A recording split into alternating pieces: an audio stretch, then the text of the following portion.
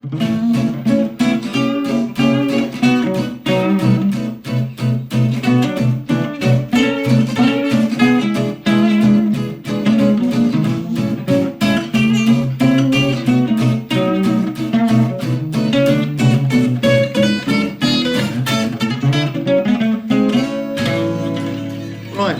episode, I'm going to be talking to Max Milligan.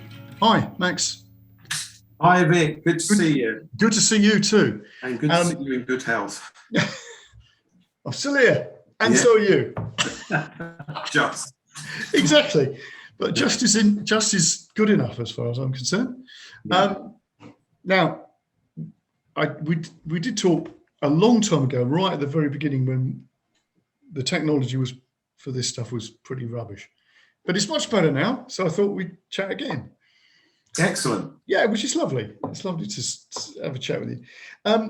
So my traditional first question is, what do you do? Well, you can say that, you can answer that one again. Yes. Well, I look at myself as a professional musician, and at the moment, 90% of my income is teaching. And because of the pandemic, a lot of that has been online. And actually the session work, that gradually dropped off over the last sort of 10 years anyway. But that picked up a bit just because of the fact that I can actually do things online, record at home, send by WeTransfer or something like that, a guitar part to somebody. And then they can say, yeah, that's great. Or could you do me an electric guitar part? Could you do this as well? And gradually I've got bits and pieces of work that way. And also gradually as things opened up, I did get a chance to go to a studio and do my first studio session for what must be over two years now. Yeah. And that was strange, just going back and having the red light on again, but it was good fun.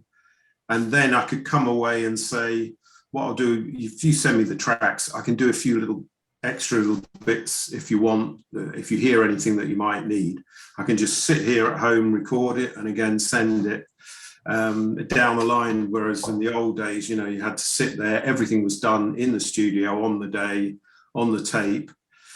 So things are much more flexible now. And what happened with the pandemic is it kind of stretched everybody out as this is the only way we're going to be able to do it. This is the only way you're going to be able to have a lesson is if we get online, and as things were opening and closing. So yeah, 90% has been teaching.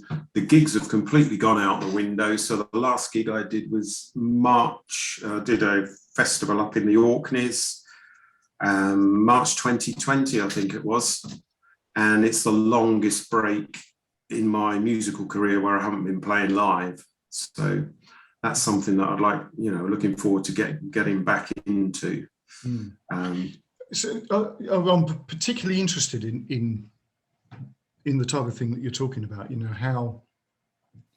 how things have changed and because of necessity. But I think there are certain things that have come out of that, like you're saying about the recording, which are new possibilities. Okay, in preference, it'd be nice to be in a studio and all the rest of it. But it does change the possibilities of what we're doing. And I'm interested in that. Because the other thing is that once you're in the studio, you only have what you bring.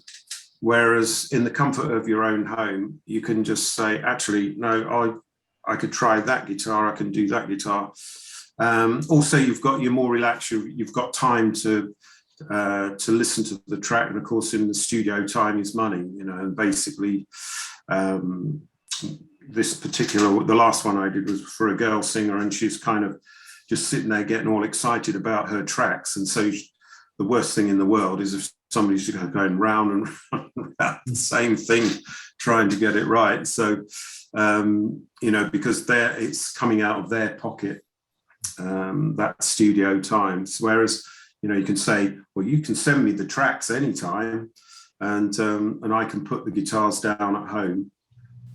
And obviously, it's nice there to be in that feeling of being in a studio, but you've just got more instruments on call at home, and you can do it in your own time. So and also take time to listen back as well, and see if things work. Whereas it can be a little bit frenetic in a studio situation, and likewise with the lessons going online. I actually found that it kind of increased the intensity of practice. I don't know whether it was the fact that they're at home and the youngsters had sort of parental supervision sort of thing, like, well, I know what Mr. Milligan told you to practice now. So, and they could hear what's being played, and sometimes coming at the end of the lesson, oh, thanks for the lesson, Max. I really like that song, so I'll make sure he practices it, kind of thing. So I noticed that the ones that carried on doing the online lessons, when I got back to, say, schools and colleges and that, they really had pushed forward. Yes. And I think it's because a lot of the youngsters as well are more computer savvy. So looking at the computer screen is no consequence to them whatsoever. It's not a problem. It's probably easier than turning up for a lesson, maybe, to them. I don't know. Well, I think the other thing that came, because I noticed exactly the same thing with that, and I think a lot of it was that a lot of the competition that we have, like, you name it, football, ballet, whatever, wasn't happening. And I think the kids, it was a case that certainly at one point I found that the guitar was the only thing that the kids were doing now, is this multitude of other things. And once, of course, they'd started to ramp up the practice and they were really making a change, it became even more, they were more interested in doing what they were doing. So I think, there was an interesting sort of twist there, which, I've always thought one of our big rivals are computer games and everything else, being shipped off left, right and centre to whatever, karate or, So I've certainly noticed that. So weirdly then, apart from obviously the gigs, it's been quite good musically. You mentioned about, and again, this is something else that we were talking before, press the button, about people coming back. Yes. Short years ago. Yeah, and that was the thing, is as they walked through the door, you try to think, I'm not sure if I know the name, but it's embarrassing. They said, I honestly, maybe 15 years, 20 years, some of them. Yeah. I had lessons when you used to teach at such and such, and I even had some from the Guitar Institute from nearly 20 years ago come back. And that was nice, that they decided to really get back into it. They realised, that a lot of their instruments had just been sitting gathering dust. And the other thing is that they just, they'd reached a bit of a plateau and hadn't moved on, and realised the only time that they do is if, they can get some tuition. An awful lot, the ones that had just started out, quite a few of those said that, they tried to do it on YouTube, but there were so many different conflicting ways of how to start and what to do, So they thought, I think I'll go to a teacher and see. So I said, well, I've started the same with everybody for, the last 30 odd years, and I found it works for the students, see how it goes. But I start right at the bottom level, I can, whereas a lot of people will just maybe teach you some licks and tricks or that kind of thing. But I just want to give you a good foundation, find out what music you like, and we'll move on from there. But I think on the internet there is, which is fantastic, and once you know what you want to access, you will find it. But I was finding that, you know, a lot of them were saying, I just haven't got a clue what's going on, and I just can't understand. As I say, there are just so many different ways of doing things. So that's been good. Yeah, I think again, I think that's another one of those sort of moments, and maybe that's because YouTube has been going long enough now for people to realise it's a great resource, but you know, you can't. Sometimes you need that transference of knowledge, which is being with a person who can listen to what you're doing and go, well, Yeah. Actually, it's a bit like we used to say about music books, or, you know, these sort of instructional books. Yeah. That the book will never stop and ask you a question or point out that there's something that you've got slightly wrong. Yeah. Now it's not the books, it's the internet, you know. Yeah. Yeah, and also, yeah, and people come as well once they've done that with really strange concepts about music. It might be about scale or that, and they'll just say something. And I always say, look, there's no silly questions. Anything you want to ask me, and then you're always put on the spot by something you think, well, I've never looked at music that way. It's really how some people's concept of like a fingerboard and what 6 strings, you think, no, completely erase that out of your memory, because that is completely wrong. But you know, it is really just to get the foundation with a teacher, or even just somebody that plays a bit of guitar is probably better at just for the initial stages of playing. But it has been interesting to see how many people have come back, and also the uptake of youngsters that all of a sudden picked up as well over the break. And a lot of the parents would say, you know, the ones that I did online from the schools would say, you know, if it wasn't for the guitar, I don't know what you'd be doing. You know, well, exactly. This is what I'm saying. Yeah, exactly. Because all he's doing is he's doing the lessons online for school, and he doesn't enjoy them that much. He said, but every time the guitar lessons here, he's sitting there, he's already raring to go. Yeah, because it's an outlet, you know, where you can be creative and it's enjoyable. Yeah. And it's a part of their studies, you know. So yeah. So it's long may it continue. The thing is now, of course, that when I go back to like the first few weeks of teaching online to how it is now, you know, just before the end of term, I had a class had to self-isolate, and they just said, you know, can you do three of the pupils online? Just pick up the laptop from school, go on to Teams, and there they are, all ping, all ready, raring to go. And it's something that you don't think about now, whereas before, in the early days, you know, you just saw the forehead of a child and the artexing on the ceiling. That's right. A mile out of tune, those kind of things, and you soon work out ways to negotiate. Okay, this guitar is out of tune. We're going to have to sometimes work a way around this. Exactly. Yeah, it's interesting, isn't it? Because again, that was one of those things where somebody played a chord and it was like, oh my God, here we go. So, and then you realise that somebody actually who wasn't particularly that good was actually quite good at tuning up. Yeah.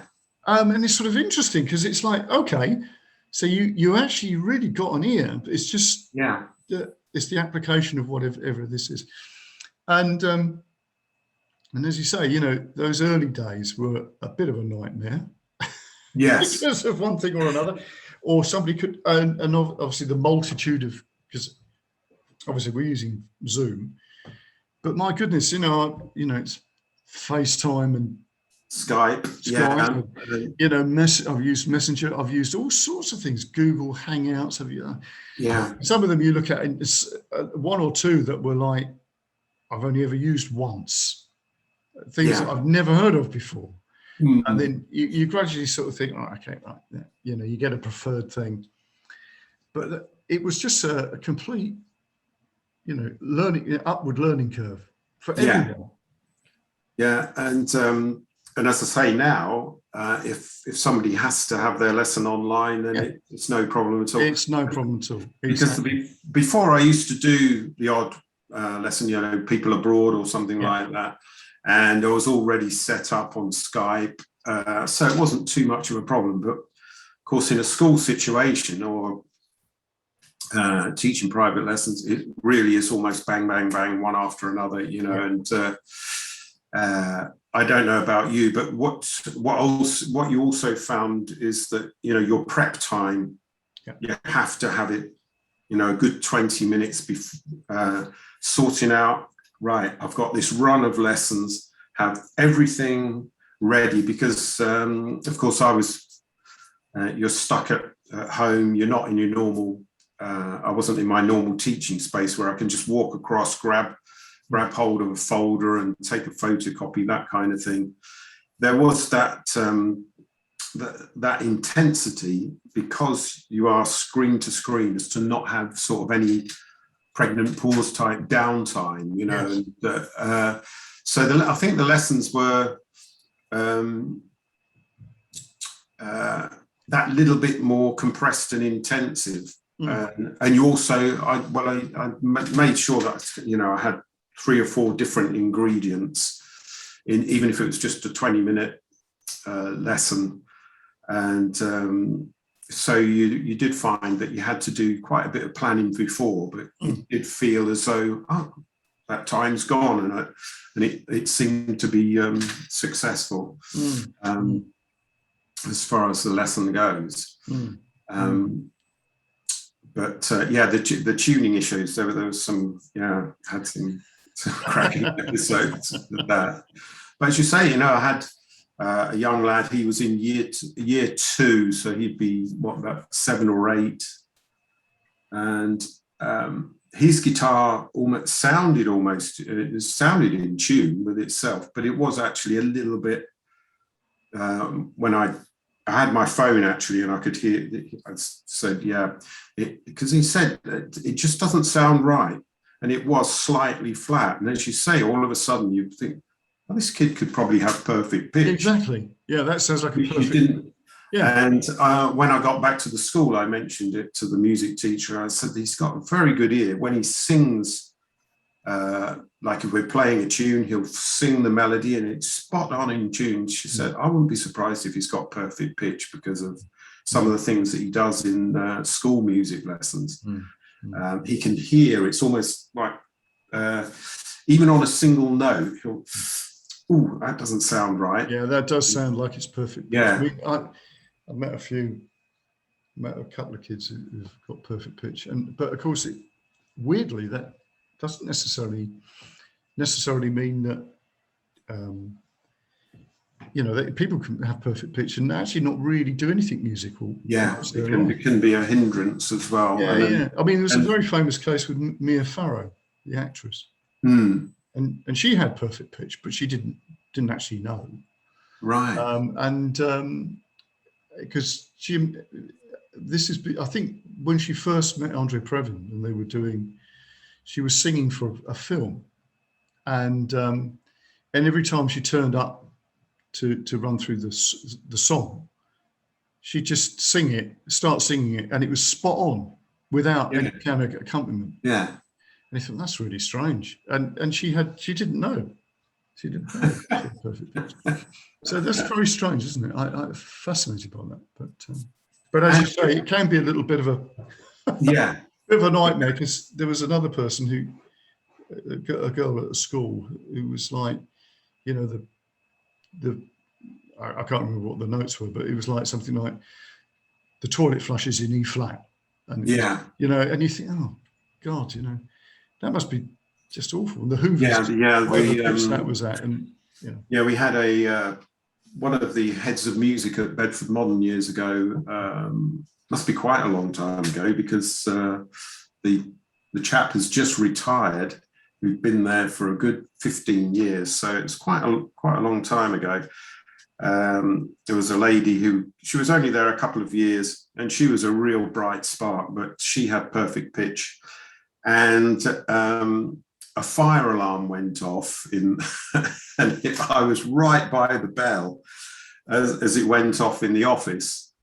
And I let out an expletive and said, "What the is that?" And she said, "That's C sharp."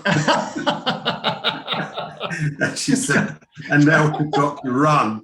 Okay, so we shot out the door. So that's the new fire alarm. And sure enough, when I got back, they were testing it, and we put it on the piano. She stood. But yeah, she was a great. Yeah, she was a real laugh. Yeah, that's brilliant. But, I couldn't believe that. What the hell's that? C sharp. Yeah, it's great.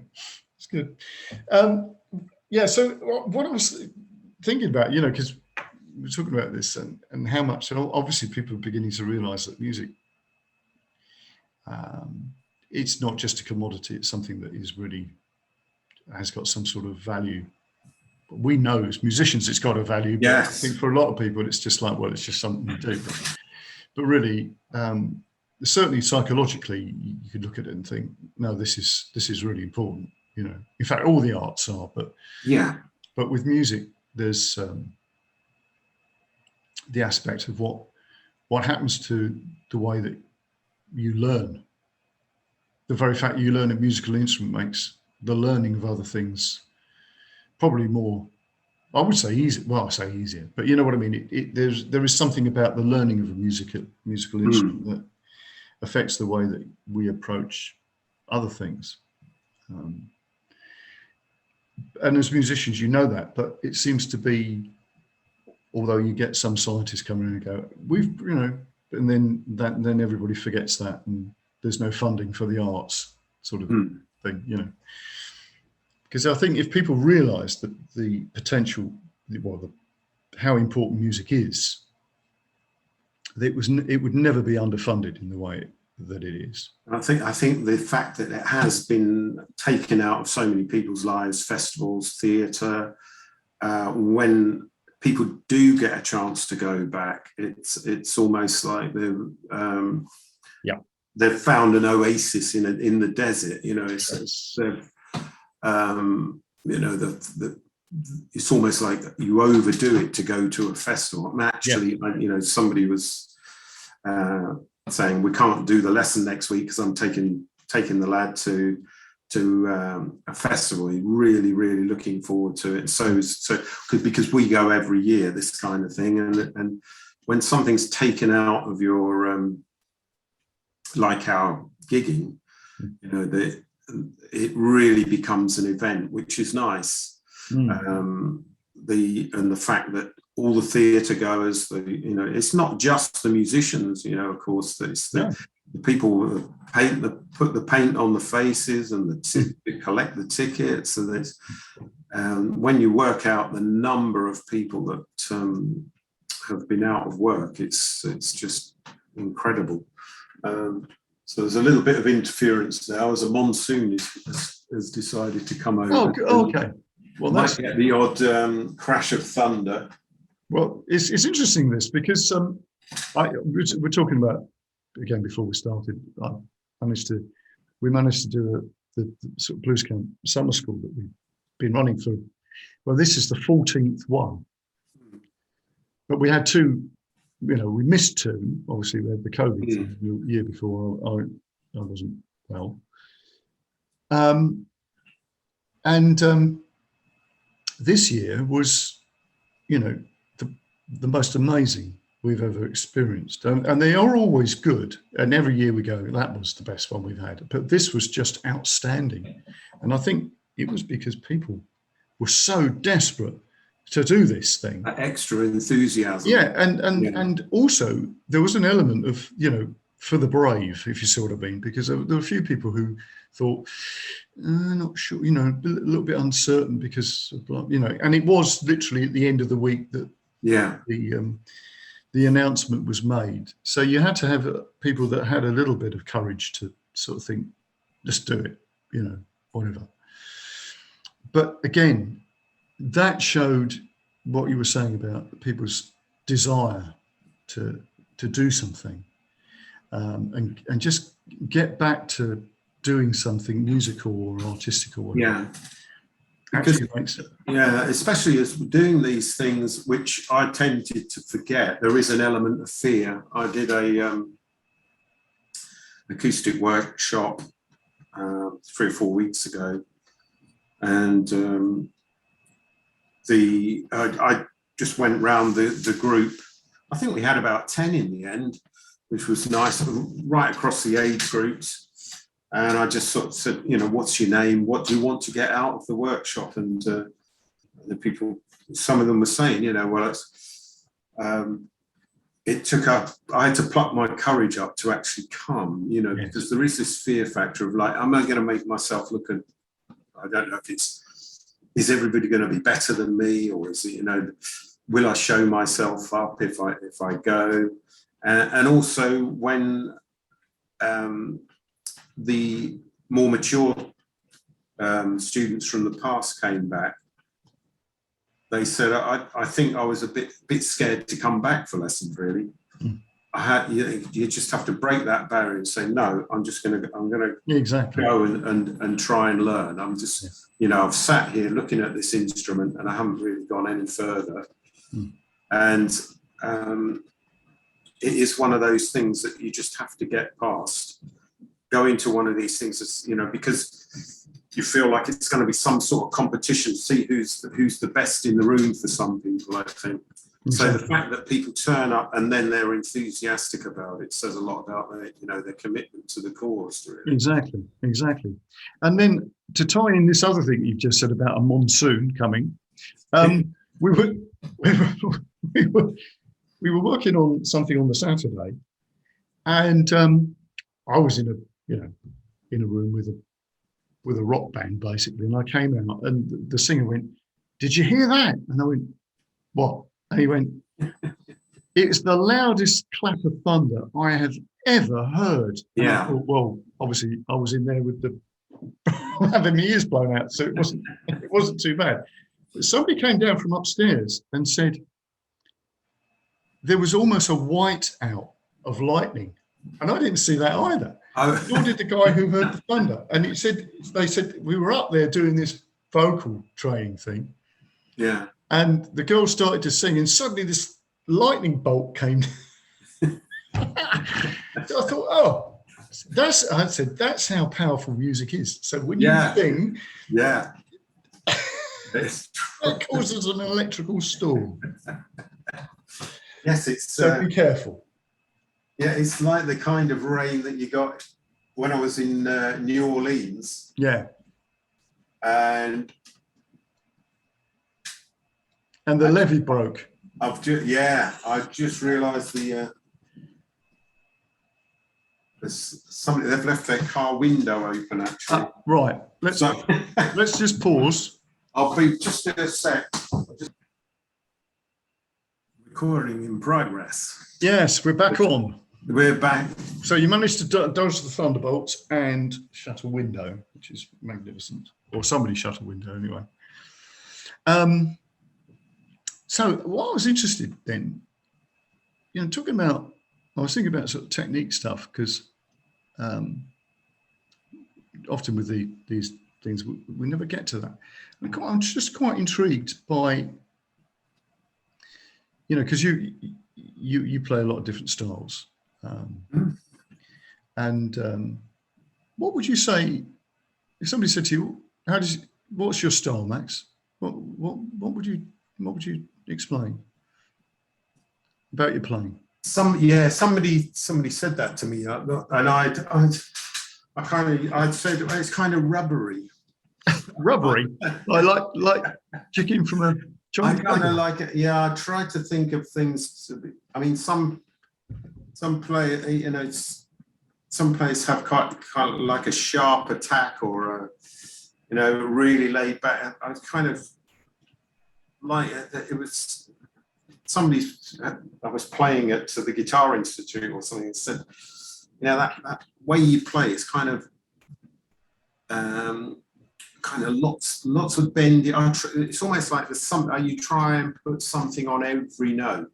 Yeah. Obviously, if you're playing fast, it's difficult. But you know, I'm not a shredder in any way, so I try to. You're thinking about an inflection on each note, you know, and so that note is never just. I try not to make it too static, and I remember reading a book a few years ago. It's a guy who used to actually teach Mike Stern. Right. He mentioned about one of the teachers that he came across had this technique of teaching people just to play one note, but try and spell the alphabet with it. So as you play the note A, any note, but you're thinking A, B has got a little bit more. Yeah, okay, yeah. And then C has it, you know. So you're trying to think of what would that letter sound like as I play the note. And I used to noodle around with that kind of thing a bit as well. But what I try, you know, I try to make things kind of smooth and flowing, because I can't do the speed thing, shredding. So you're trying to make it nice and rubbery, but try to be melodic is the thing. And with the like the acoustic arrangements, I always just say to people, the most important thing is that the listener really hears the melody of what you're doing.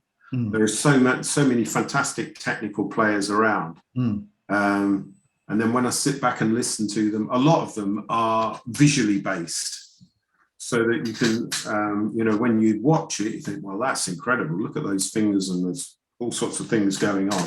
But at the end of the day, when you turn away, it's, you know, what's the end product there? Can I actually hear some melody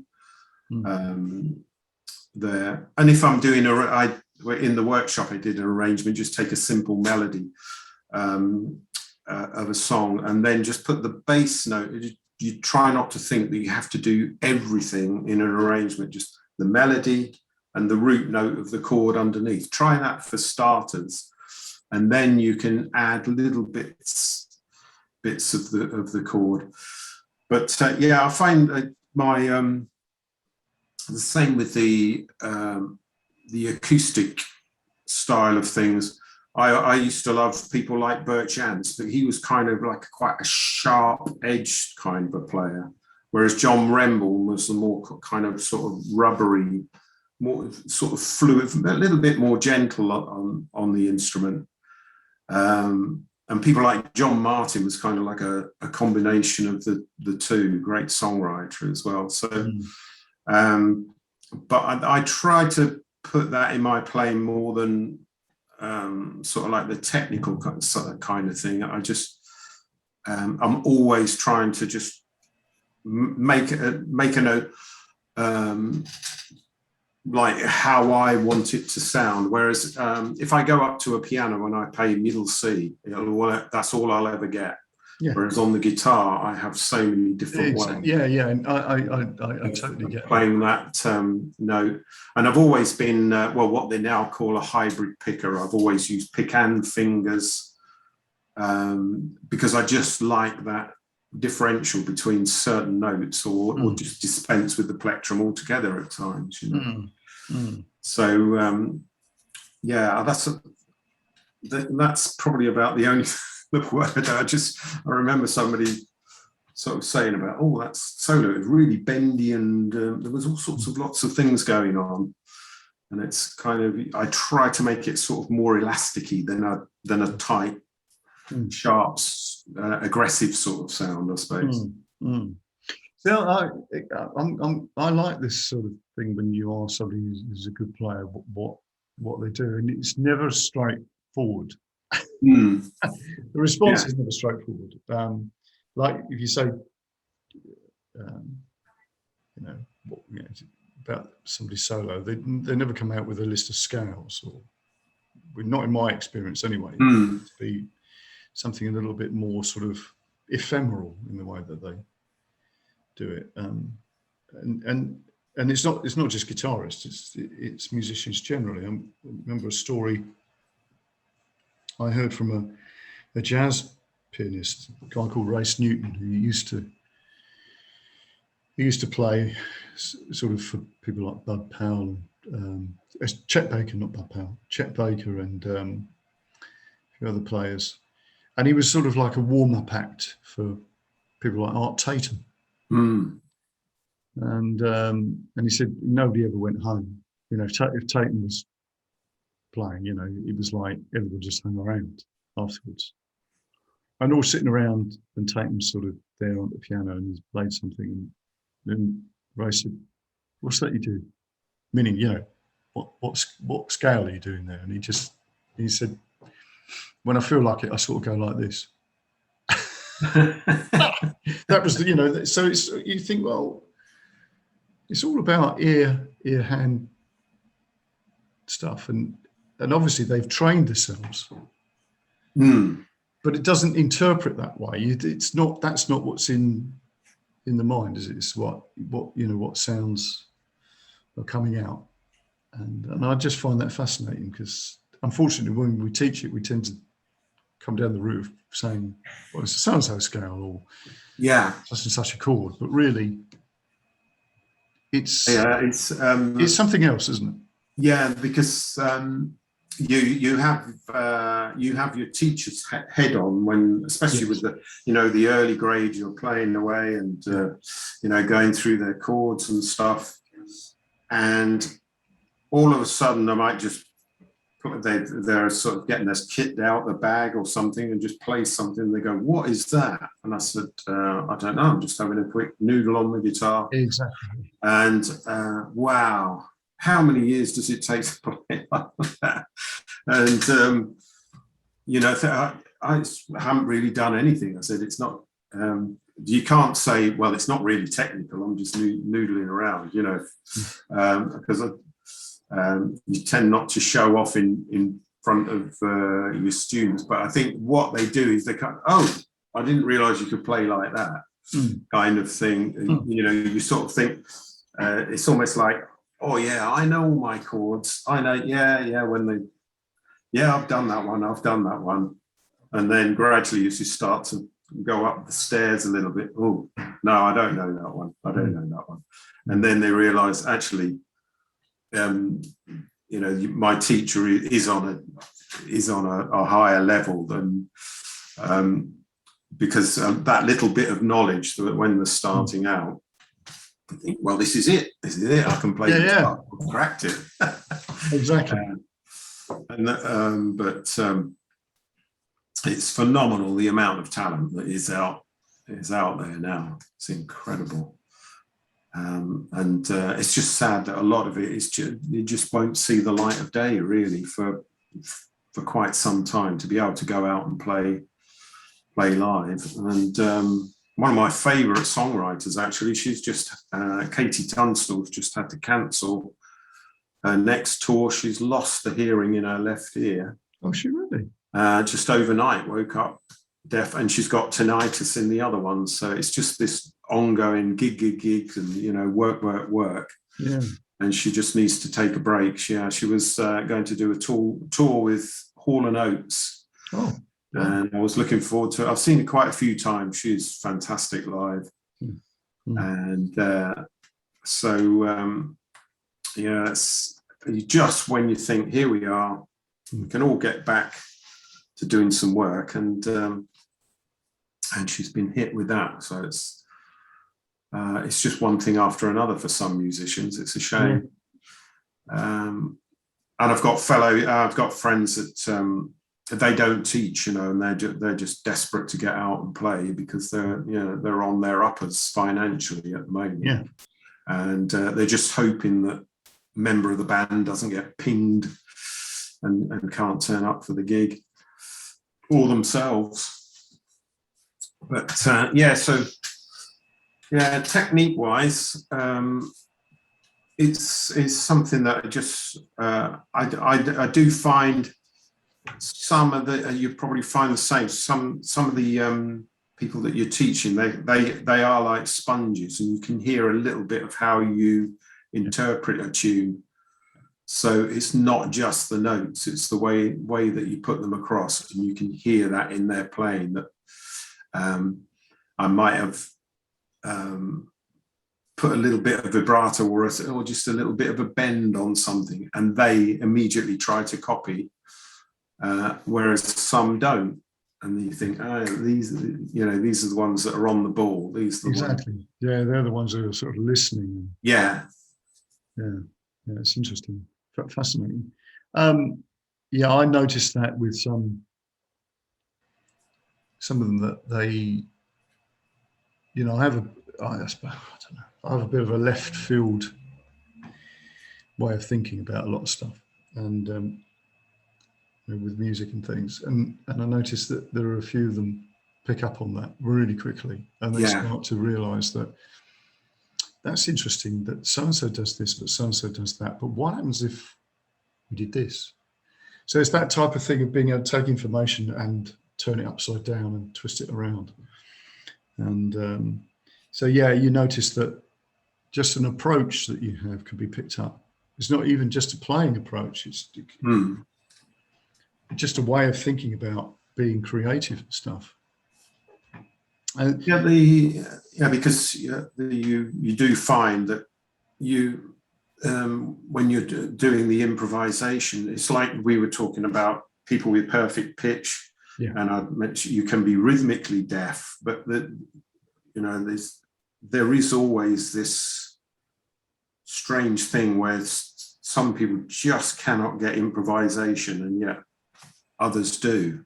And it's figuring out different ways of getting that out of somebody. I just can't do it. I can't. Do you think that's, in your experience, is there a particular type of person or age of person? I think definitely more mature people find it difficult to open up.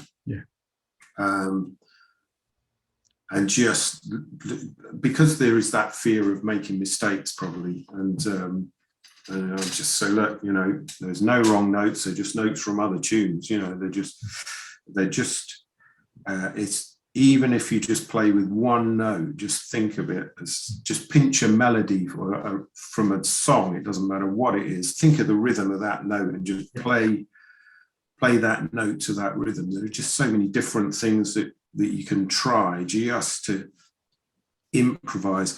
And Joe DiOrio, he used to just walk around the guitar, and as soon as he got into a position where I'm in a scale, that's what I'd normally do, get out of it. So he's constantly just exploring the guitar, shapes and patterns, not being bothered about, what does it sound like? I don't care. I just want to feel myself moving around the guitar, and find it. And then that's when oh crikey, that's a completely new sound. And that still happens anyway, where I'll just play something and think, that's the first time I've ever done that in my life. I really like that. It's amazing how once you can trick yourself into not doing what you normally do, you can just keep discovering new things. I think the big problem, and the reason I asked that question about people who find it difficult to improvise, that I found that if somebody is an adult that's been very well educated, they've done the school, they've done the university, then blah blah blah. They often find it really difficult. It's like they can't get out of the thinking mode of analytical thinking, and obviously a lot of creativity isn't about analytical thinking.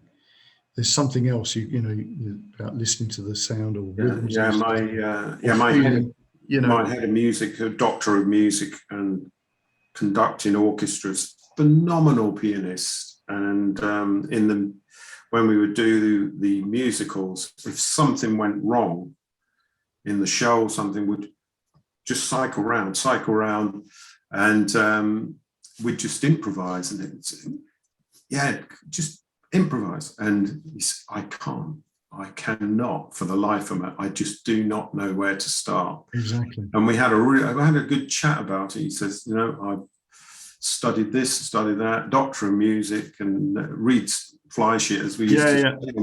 Totally. So, but ask me to improvise, I just do not know where to start. Yeah. And you just said it's just not in me. And I think some people, it probably isn't. And or it's been shut down in such a way. Yeah, it's been, but if you can do it early, that's when you've got less inhibitions. Yeah. And so people that have come for lessons which already play a bit, but they've done lots of just messing around and noodling, they can just carry on the noodling, but you've got a little bit more of a structure to it. So just try this shape of a scale, and then just do what you're doing. So, because you've got all the rhythmic stuff, you've got the bends, you've got the hammer-ons, you've got all that. The only thing is you're in the wrong key. So once we sort that out. Yeah, once you get that. Way, and then when you say, you take exactly what you've done now, and I'll play in this key, now see how effective it is. So that's how it works.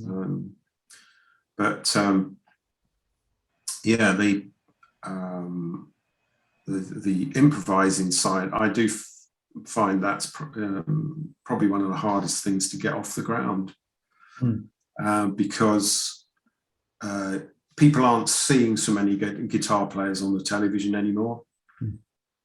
You just don't see.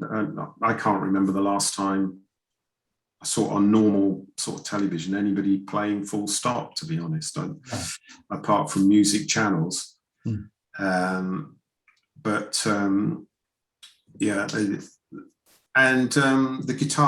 guitar music has changed so much over the years, and that leads towards different trends. I mean, most of the school students I teach, I must admit, is acoustic. It's kind of just taken off beyond all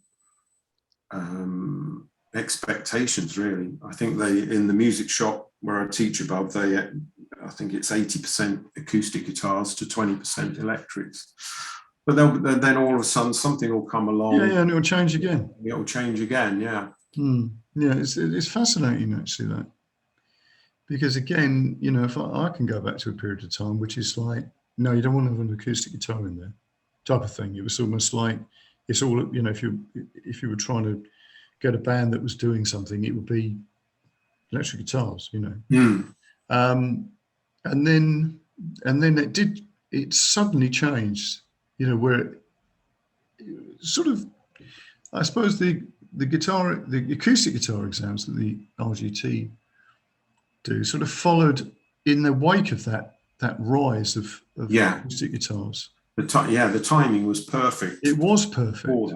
Yeah, it was. And what was in a full day, although we have our little 5-minute clean-up sort of after each exam, 9 till 5 on Sunday. I think there were 2 rock exams and 2 electric exams. Everything else was acoustic. Yeah.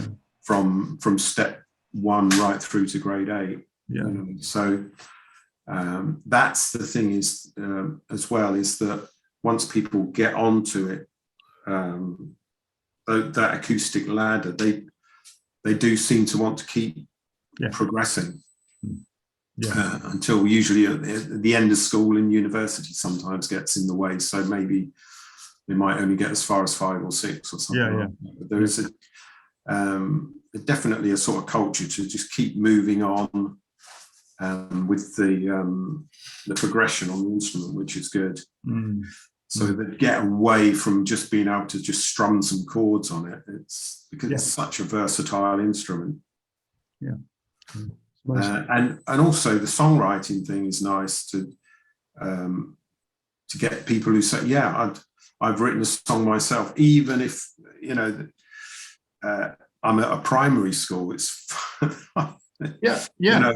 I wrote a song, and I thought, that's absolutely fantastic. Yeah, I wrote it for my mum, and I played it to her. I think, well, that's great. Because that's why when I started, I thought that's why you played an instrument. I just got a guitar and started writing songs, and so you did that, yeah, exactly. Yeah, so this is an interesting thing, because I found that, especially with really young kids, getting them writing songs is just incredible, and they come up with the most brilliant ideas. Yeah, because they can take a melody and then restructure it and come out with a new song. And then once you've got that happening, and then they start writing lyrics to go with the tune. They are brilliant, because they don't sort of think about, rhyming couplets or anything. They just they're off. Yeah.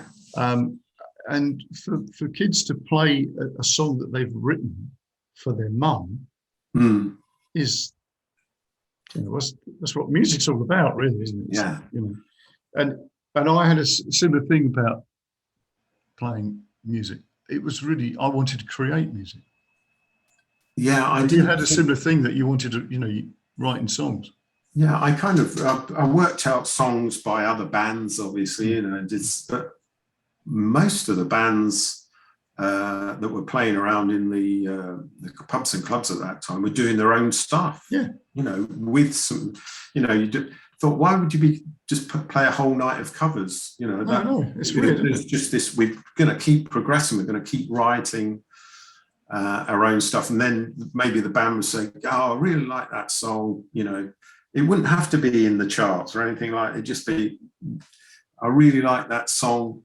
We used to do one by a band called Audience, called Belladonna Moonshine. It was a great song. Nobody would have known it, but it worked well with our band, and people enjoyed playing it. It was just something that we kind of were amused by, and we just thought it was a good song. We didn't say, "Oh, we've got to make sure we're playing the number one song at the time." We just, but how times have changed.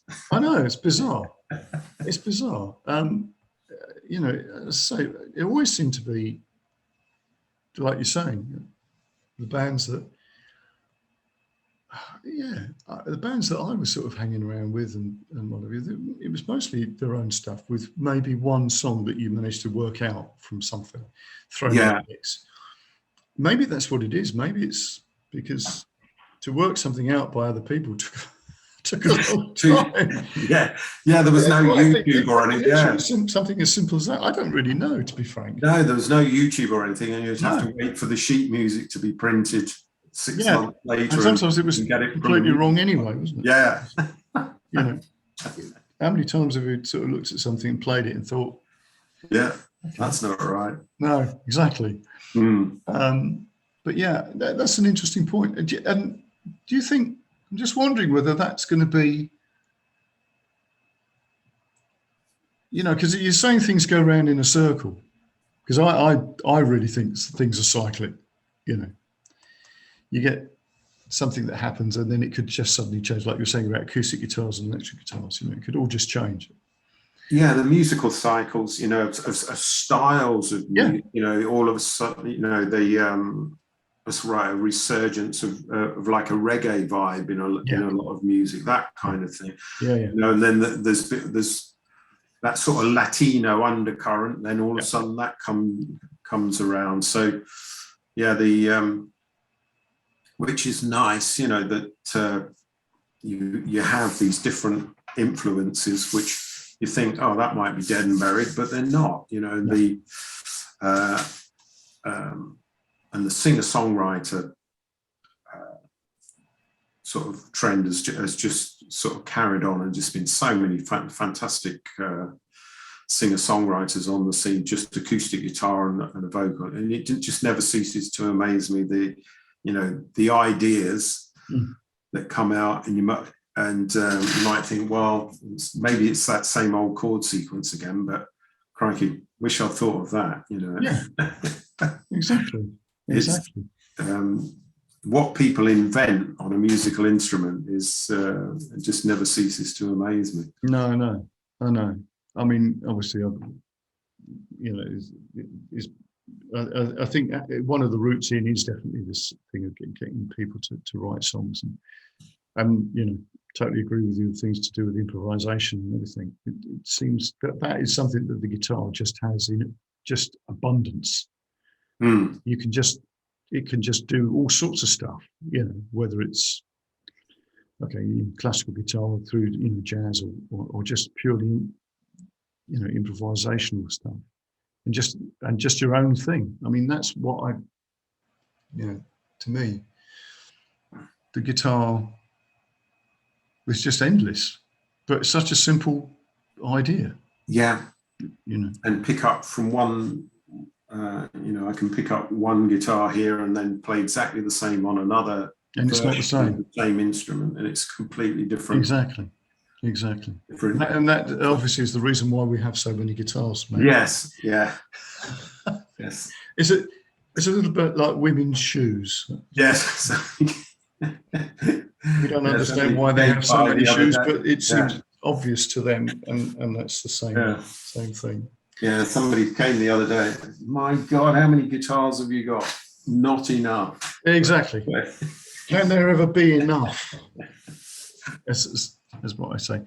So what, just to sort of get an idea of where we're going with all this stuff, because obviously you're actively involved with doing examining and all that stuff. Where do you see it going? At the moment, I think things are going to keep just ticking over, but I think I know the pandemic's come. I think we might have missed a bit of a trick. Yes. I think it was all there for the taking, and it just hasn't quite come off how I expected it. Yeah. I thought this was going to be the big lift off, going under the umbrella of London College of Music and that kind of thing. But unfortunately, the RGT side of things is almost sort of erased off the planet. And I do remember somebody at one of the seminars saying that's eventually what will happen. It's Well, I could see that coming as soon as that was muted. Yeah. Because it was just one of those. And unfortunately, once you get a big university involved in something, it's all numbers and the rest of it, and you end up with the baby. Yeah, and the thing is that being teaching out of a shop which actually sells sheet music and that kind of thing, and actually seeing people looking at the new books and thinking, where's the RGT grades, and having to explain it's the same thing. Yes, they look completely different. Yes, well, that's one of the things I meant about when things get streamlined, right? The people who do the streamlining don't spot what it is that makes something actually sell or make it gives it its identity, and that definitely was a stupid move. And trying to convince people, yes, it is the same. It's the same thing, but it looks completely different. Yes, and they can't get their head around it. And even in the shop as well. Yeah, I had to say that these books here are now out of date. So what are these ones here? It's the same, but it looks completely. Yes, I know it looks completely different. But where's the RGT? Because people still ask for I want the RGT grade 3 book, and then say no, it's not that. And I've seen it happen so many times in the shop. And I have to say no, actually, that is the same one now. And the old book is now, they're now obsolete. And there must be thousands of them out there. So, but in the exams, if somebody comes up and they're playing parts from the old book, I just... that's right, exactly. That's right. But I think in actual fact, this is one of the, again,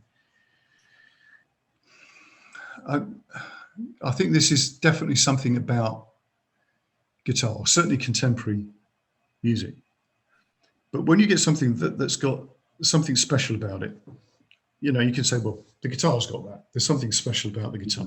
And I'm not just saying that because it's the guitar, that we're guitarists. There's something unusually different about the guitar, which makes it a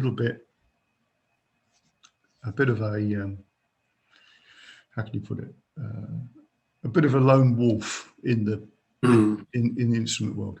Well, I actually thought that about the RGT exams. They were something different in the way that they operated. You know, something that was unique about them. And the problem is then that gets erased, as you say, and then what we got, which is very similar. And as you say, I think they missed a trick, especially at this point in time, because they could have done something. Well, okay, I don't know what problems they had, but you could see that it wasn't going to go well anyway with the computer. You know, the whole way the system works, which is a shame, because it could have been very, you know, because all of the universities would have had the same problem. All the examination boards would have had the same problem if they just got their act together enough to make something happen. Yeah. So they didn't.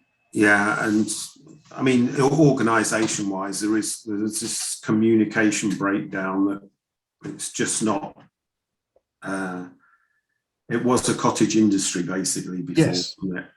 And everybody knew what was going on. Exactly. And as soon as you start seeing people move, and then all of a sudden, oh no, that's not your rep. This is your rep, and then all of a sudden. There's a lot of shuffling around. You think there's a bit of discontent going on here, I'm sure. Yes. And it takes a while to get an answer for this and an answer for that, and you don't really know who's doing what anymore. No. Whereas before, you just rang the office and they knew everything, everything that was going on. Yeah. The thing is, of course, we were in at the beginning of this stuff, and you could, you know, you look at it, and well, we've spoken about this before, the two of us, but you look at it and you think it's like watching a slow motion train wreck, you know, in a lot of places, isn't it? You can see what's going to happen, and yet it's not apparent to the people who are doing the driving of the train. Yeah. You know what I mean? When the book opens, all of these covers will be different. They're all individual. Yeah. You think somebody's actually, you know, got up in the middle of the night and thought, I know what we'll do. Yes. We won't have the picture of an acoustic guitar on the front of an acoustic guitar exam, but what we're going to do is every single cover will be different. Yes. I know. And you go, okay. It's almost like, I always see the link between politics, where a politician says, now I'm here, I've got to do something. Yeah. What shall I do? I know. Yeah. And then you go, yeah. Okay. Yeah. And what I'll do is, when it comes to the scales, I'll put the scale in and the tablature, but what I won't tell anybody is what the notes are.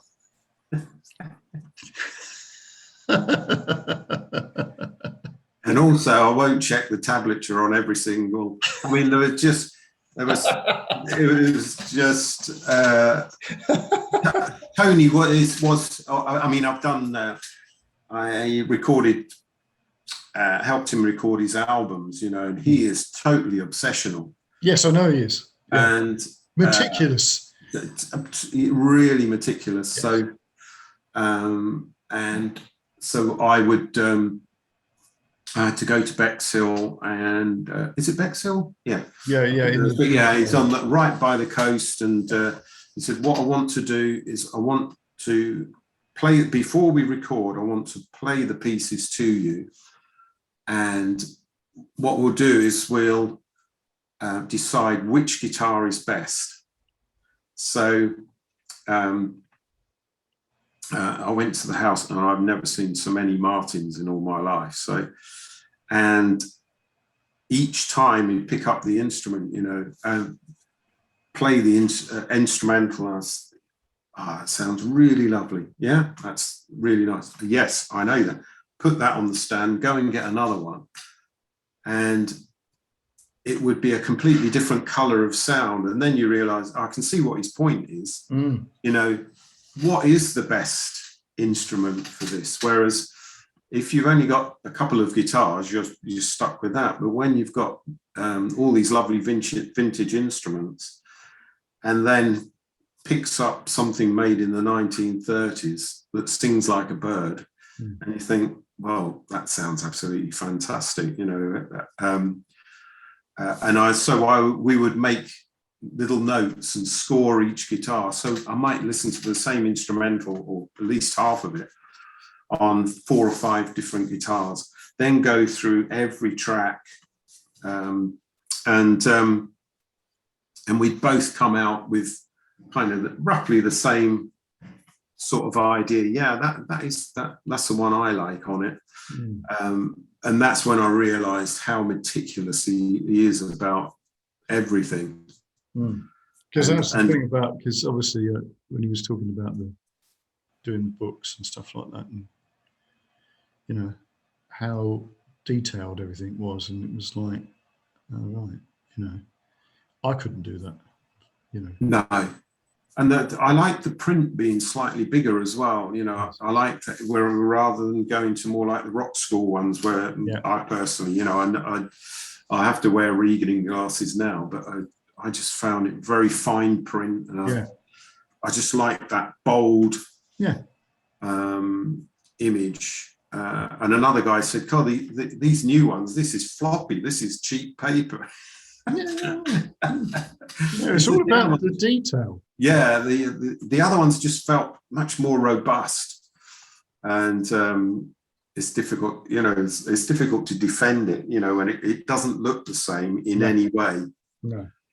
Well, we'll see what. I'm not hoping for another examiners meeting too soon, but. Well, no, I've spoken to a fellow examiner for the weekend, and we brought this subject up, and they said I can't see them getting through any subjects at all because we'll be too busy complaining. Yes, that's what I'm getting at. I was trying to be polite on this, but yes, yes, I think that it'll be interesting. It's just really, you know, when you've got a resource, which are lots of really good guitarists who are examiners, and you don't sort of pay any attention to what's being said, or not even talking to anybody, you know. No, I just don't think they get any communication at all. You know, that is their resource. That is the sort of pot of gold that they're sitting on. These people who know what works for So well, it'll be interesting anyway. Oh, it certainly will. Yeah. Yeah. Well, that's interesting. Because I do think we need something happening. So I thought that's interesting, and that was, and as I say, we covered a lot of different things, Max. Yes. Chat, mate. Good chat. But so what happens to your podcast now? What do you do with it? Oh, well, you know, it's covering a lot of ground. Yeah. I've got a lot of very interesting people on it, you know, very diverse set of people. And I'm sort of, because I'm sort of writing a book, and I've got this, and I've got a little sort of music charity as well that I'm sort of doing stuff with. So the things are sort of bouncing off one another, plus all the sort of teaching that I do. So it's one of these things where I sort of look at it like, well, we said about when the levee breaks, but it's that type of build-up of pressure where, you know, I've got lots of things happening and lots of connections forming to a point where you get that tipping point. And I'm sort of getting somewhere with this. It's difficult to say what exactly, but I'm looking at it from the point of view of it's just generally about how people see music and arts and just making people think, yeah, you know, what we're learning at school even is not really quite on it. I would just want people to sort of take those ideas and for people who, people with the money to sort of go, yeah, we need to do more with the schools. Why not? Get kids writing songs. Definitely. Get kids playing instruments, not because they're going to be great, because they enjoy it. Yes. Goodness gracious me, we're not marking it. Isn't that amazing? Just get people doing it. Because, we never started learning the guitar because we wanted to do anything other than play. Yeah. And that's that's the sort of... That's why you kick a ball around the football pitch. Exactly. You're not expected to be in the, playing for Tottenham and being depressed every week. But so that's the type of thing that just the sheer enthusiasm for doing stuff and then see what comes. Yeah. Just before everything locked down, I managed to get 5 pieces of music on different films, which there was a case of being in the right place at the right time. Did one, and then have you got anything in such and such? And that was one of the things of like when it started playing, creating right from the off the cuff, and often different styles, because sometimes I might have an acoustic guitar in my hands or an electric, and just making stuff up, but also soaking up lots and lots of different styles of music. And so they were all completely different types of music, which, if it's dipping in here and there. I mean, for a while I used to as well just focus on one player. I'd be going out and doing my gigs, and I remember, right, well, this year I'm just going to try and nick as many Albert Lee licks as I can, and then I had when the first Queen album came out, sort of tried to mimic that kind of Brian May sort of style, and with acoustic players, the same kind of thing. I couldn't play like John Renbourn, but I'd give it a good go, kind of thing. Yeah. And then when it came to actually, have you got anything in the style of? I just go, well, I will have by this afternoon. Just being able to knock something together. Yeah. So it went from really bizarre stuff to a plane landing in Portugal, and it had to sound like some Portuguese music. So I just went onto YouTube and listened to stuff, and there is an instrument that they play in Portugal which has got several strings on it, and I thought, well, if I put a capo on the 5th fret of a 12 string, that'll sound roughly like that. And just give it that kind of Andalusian Spanish sort of feel as well. And then another one was in France during the war, and just did a kind of Django type thing. Then another one was just straight claw hammer finger picking tune, and it was then when I sort of sat back and thought, just making things up on the spot it's enjoyable, but it's possible for, I wasn't classically trained or anything, and just to be able to make music off the cuff. And when I used to do composition, do songwriting sort of hints for the students at the Guitar Institute, I just used to say, you're only looking at 20 seconds. Don't think of like, you're not writing 3 or 4 minutes. It's that 20 seconds of, it could be a verse, it could be a chorus, but it's just that little bit of music. And that's what happens with the library music is, you're taking a short little snippet that makes people's ears prick up, and then extending it into, can I have a 30-second version, a minute version? And when you're looking at films, TV programs and the rest, you are only looking at a slot of only about 20 seconds. That bit of music will be on there, but it will capture the mood of that scene. Funny, one of them was the guy that played Churchill. Is it Oldfield or something? Gary Oldfield. Gary Old, yeah.